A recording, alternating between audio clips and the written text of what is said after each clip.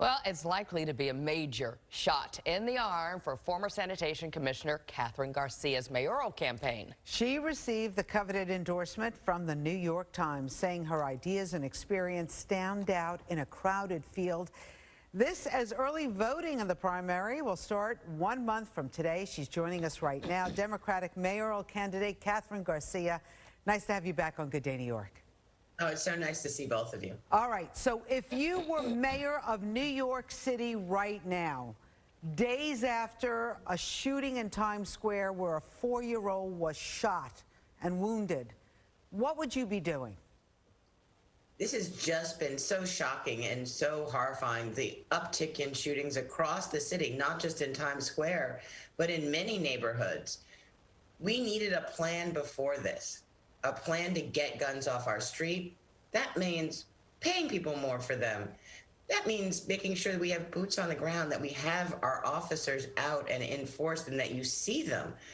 And that means making sure that the gun suppression division is expanded, because they're the ones looking at who's bringing guns into the city, because we don't have a gun manufacturer in New York City.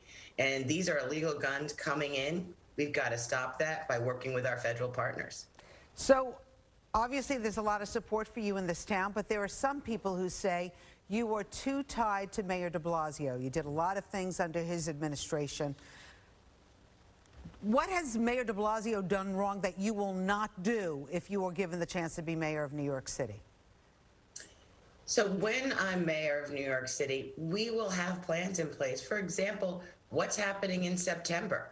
We still don't know. Kids don't know where they're going to school next year. There needs to be in-person education.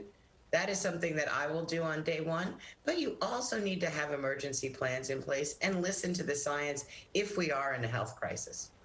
Let's talk about one of your competitors, Scott Stringer.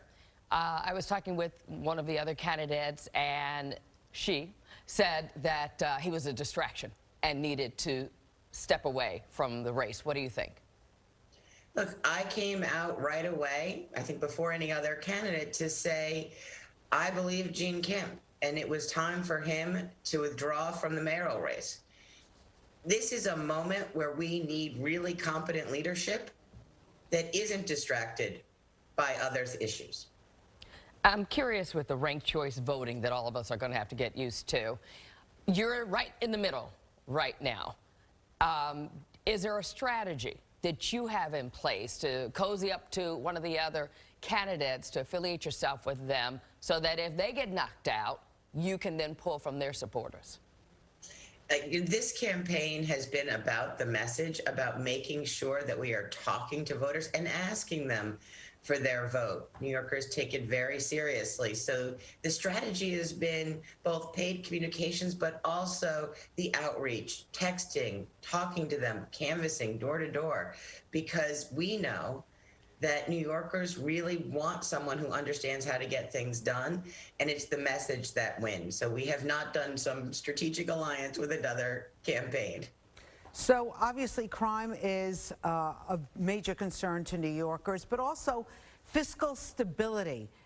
The mayor is going to get $6 billion from the federal government. It looks like he's going to spend every cent of it, including hiring more city workers.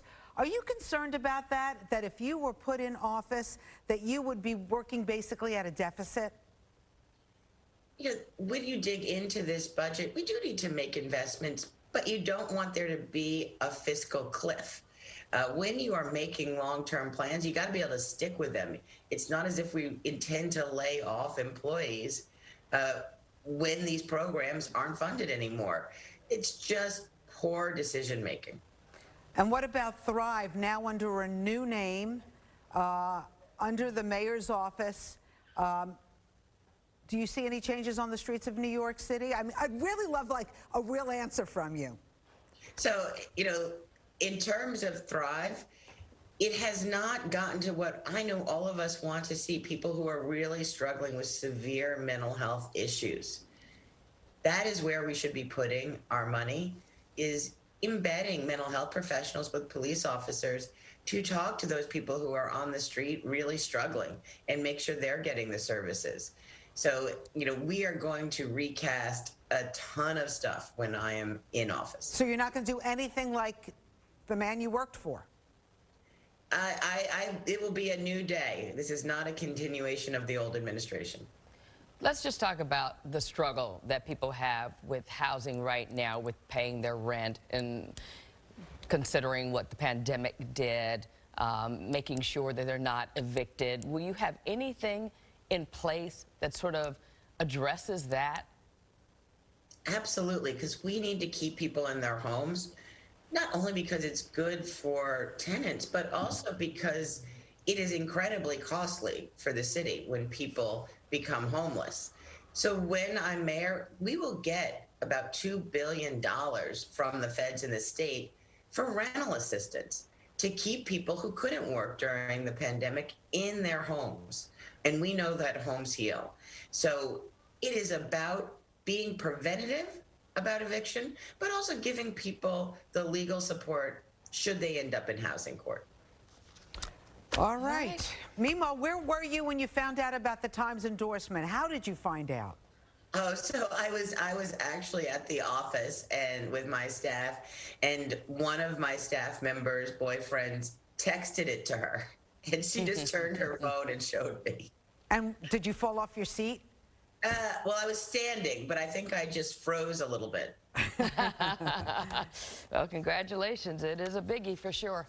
Thank you, Kathryn Garcia. We appreciate it. Have a great day. You too. too.